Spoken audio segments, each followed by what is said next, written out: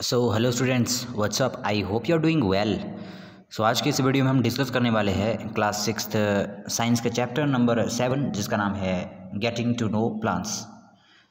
ये चैप्टर के question answer मैं पहले डिस्कस कर चुका हूँ और चैप्टर को भी डिस्कस कर चुका हूँ, लेकिन आपको पता है कि अभी पेपर होने वाले हैं तो उसके लिए कुछ इंपॉर्टेंट क्वेश्चंस हैं जो मैंने यहाँ पर आपको दिए हुए हैं।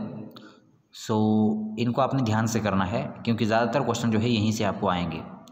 तो फर्स्ट क्वेश्चन देखिए क्या दिया है, what is the function of a stem in a plant. एक बात फिर से मैं कह रहा हूँ, यहाँ से काफ़ी ज़्यादा क्वेश्चन आएंगे चैप्टर नंबर 7 से, ध्यान से देखना इसको। फर्स्ट है what is the function of a stem in a plant, मतलब एक जो प्लांट होता है हमारे पास उसके अंदर जो है स्टेम के क्या क्या काम होते हैं।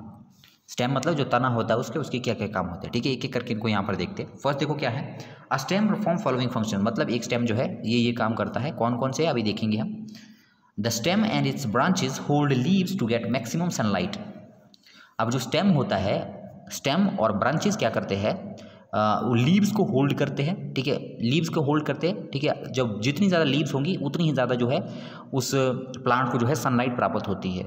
सो जो हमारे पास स्टेम होता है वो होल्ड करता है ब्रांचेस को, और जो ब्रांचेस है वो होल्ड करती है किसको, वो होल्ड करती है पत्तियों को, ठीक है। और जितनी ज़्यादा पत्तियाँ होगा उतनी ज़्यादा एक प्लांट जो है सनलाइट को एब्जॉर्ब कर पाएगा, ठीक है। तो पहला काम इसका क्या होता है, मैक्सिमम सनलाइट जो है किसको प्रोवाइड करवाना, एक प्लांट को प्रोवाइड करवाना, क्योंकि जो पत्तियां होती है वो जो है इसी के सपोर्ट में रहती है। ये तो पत्तियां रहेगी ब्रांचेस के ऊपर रहेगी, और ब्रांचेस कहाँ होती है, वो जो है स्टेम के ऊपर ही हमारी एग्जिस्ट करेगी, ठीक है। सेकंड हमारा क्या है, it transport water from roots to different parts of the plant. अब जो वाटर जो एक प्लांट वो जो वाटर जो एक प्लांट एब्जॉर्ब करता है, मतलब एक प्लांट होता है वो पानी कहाँ से लेता है, ज़मीन से लेगा, ठीक है। जैसे ही उसकी रूट्स में पानी आ जाता है तो वो कहाँ ले जाएगा उसको, प्लांट्स तक पहुँचाने के लिए। जैसे मान लीजिए ये प्लांट है, यहाँ पर रूट है, यहाँ से इसने पानी को एब्जॉर्ब किया तो ये ऊपर की ओर इसको भेजेगा ना, मतलब पूरे के पूरे प्लांट को। तो कहाँ से होके जा रहा है वो स्टेम से होके जा रहा है। तो दूसरा इसका काम क्या है, वाटर को कंडक्ट करना, ठीक है ना। वाटर को कंडक्ट करवाता है ये प्लांट्स में ऊपर की ओर, ठीक है। अब यहाँ पर जो ये थर्ड है ये वाला आपने नहीं लिखना है, इसकी जगह पर आपने एक और लाइन लिखनी है। यहाँ पर ये थर्ड वाला आपने नहीं लिखना है, ठीक है। नंबर 3 पर आपने क्या लिखना है, it helps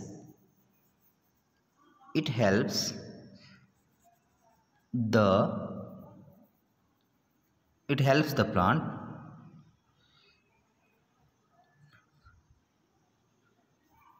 to stand upright, ठीक है। ये वाली लाइन आपने लिखनी है, it helps the plants to stand upright and give, इसके आगे आपको लिखना है एंड गिव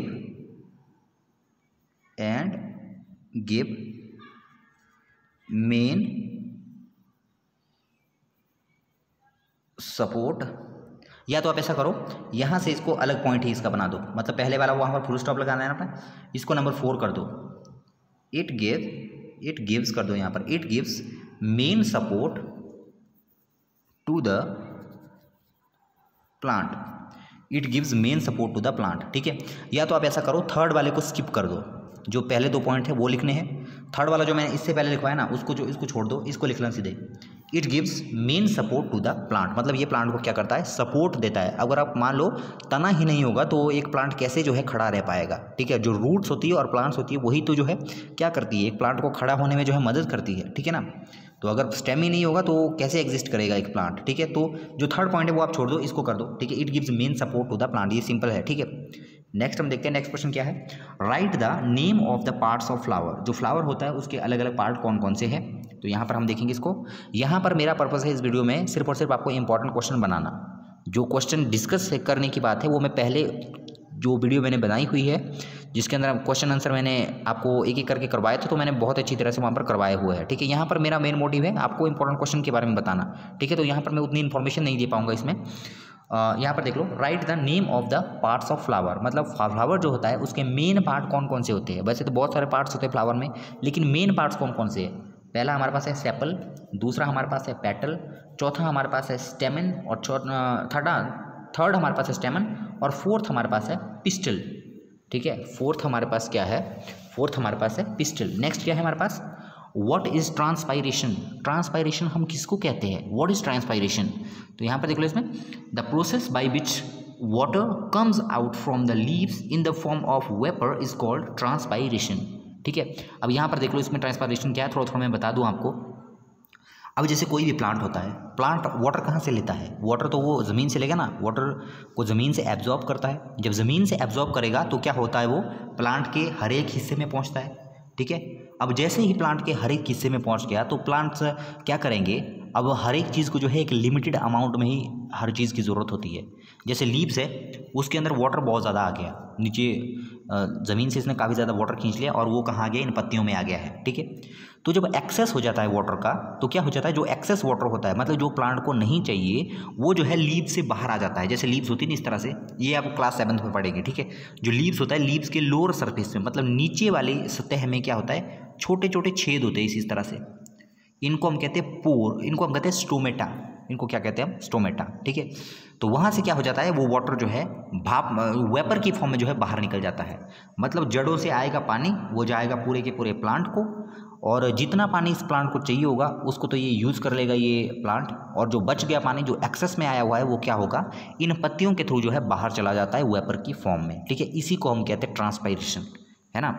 तो देखो, the process by which water comes out from the leaves in the form of vapour is called transpiration. ठीक है, नेक्स्ट हम देखते हैं, define herb, shrub and tree. Herb, shrub और ट्री क्या क्या होते हैं, इनको हम देखते हैं यहाँ पर। ये आपको जो है पेपर में अब जरूरी नहीं कि पूरा का पूरा आ जाएगा, आपको जो है कट करके भी आ सकता है, जैसे define herb, define shrub, define tree, इस तरह से भी आ सकता है। ठीक है, तो इनको आप देखते हैं, हर्ब किसको कहते हैं, हर्ब, श्रब पहले हम देखते हैं श्रब किसको कहते हैं। ठीक है, द प्लांट्स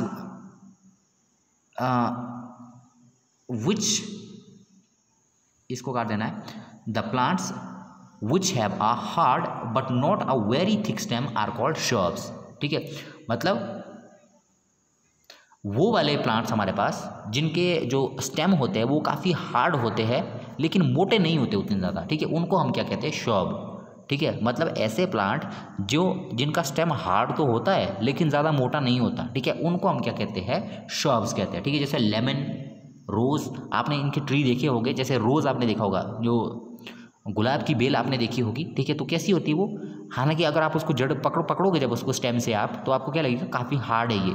ठीक है, लेकिन ज़्यादा मोटी नहीं होती, इसलिए इसको किस में रखते हैं हम, श्रब में रखते हैं। जैसे नींबू का पेड़ आपने देखा होगा, बहुत बड़ा नहीं होता, स्टेम इसका काफ़ी पतला ही रहता है। ठीक है, तो इसको भी हम किस में रखते हैं, श्रब में ही रखते हैं। ठीक है, on the other hand herb किसको कहते हैं हम, हर्ब हमारे पास कुछ ऐसे प्लांट्स होते हैं जिनका जो स्टेम होगा वो एक तो बहुत पतला होगा और दूसरा काफ़ी फ्लेक्सिबल होगा। ठीक है, कैसा होगा, एक तो पतला होगा, दूसरा कैसा होगा, फ्लेक्सिबल होगा। ठीक है, अब जैसे देखो यहाँ पर टोमेटो, पोटैटो, ये आपने पौधे देखे होंगे, जैसे आपने टमाटर का पौधा देखा होगा या आलू का आपने पौधा देखा होगा, तो वो कैसा होता है, वो ध्यान से देखना उसको, उसका जो स्टेम होता है वो कैसा होता है, एक तो वो काफ़ी पतला होता है और साथ में दूसरा एक लचीला भी होता है। जैसा लेमन में होता है ना श्रब में, वैसा नहीं होगा, कैसा होगा, बिल्कुल पतला होता है और साथ में लचीला होता है, जो ये फ्लेक्सिबिलिटी होती है उसके स्टेम में। ठीक है, तो ये उनको हम कहते हैं श्रब, जो काफ़ी पतले होंगे और साथ में फ्लेक्सिबल होंगे, उनको हम कहेंगे श्रब, जैसे टोमेटो और पोटैटो। ठीक है, नेक्स्ट ट्रीज। अब ट्री किनको कहते हैं हम, ट्री तो सिंपल सी बात है कि वो वाले प्लांट्स जो कैसे होंगे, जो जिनमें जो है बहुत हार्ड और काफ़ी थिक स्टेम पाया जाता है, उन्हीं को हम ट्री कहते हैं। जैसे आपने देखा होगा पाइनस की ट्री, ठीक है, देवदार की ट्री आपने देखे होंगे, एप्पल की ट्री आपने देखे होंगे, मैंगो की ट्री आपने देखे होंगे। ठीक है, तो उनके ट्री कैसे होते हैं, क्या पतला सा स्टेम होता है उसमें, नहीं होता, काफ़ी मोटा स्टेम होता है और काफ़ी हार्ड स्टेम होता है। ठीक है, तो ऐसे प्लांट जिनके अंदर मोटा और हार्ड स्टेम मोटा और हार्ड स्टेम पाया जाएगा, उनको हम कहते हैं क्या, ट्रीज। जैसे देखो मैंगो हो गया और एप्पल हो गया। ठीक है, ये तो थे कुछ इंपॉर्टेंट क्वेश्चन, ये तो क्वेश्चन थे। ठीक है, अब जितने भी इस चैप्टर के अंदर कोई फिल इन द ब्लैंक्स है या कोई ट्रू फॉल्स है, वो आपको अलग से तैयार करने हैं, क्योंकि आपको पता है कि ज़्यादातर आपको बहुत सारे क्वेश्चन ऐसे भी हैं जो true false fill in the blanks की फॉर्म में आपको आएंगे। ठीक है, तो आपको वो भी जो है ध्यान से देख लेना है, जो इस चैप्टर के अंदर है। वैसे मेन फोकस जो क्वेश्चन का जो मेन फोकस है, इन पर रखना है आपने, जो मैंने यहाँ पर इस चैप्टर में ये आपको बताए। सो कल हम चैप्टर नंबर 8 को डिस्कस करेंगे। आई होप कि आपने वीडियो को एंजॉय किया होगा। मिलते हैं नेक्स्ट वीडियो में, तब तक के लिए गुड बाय।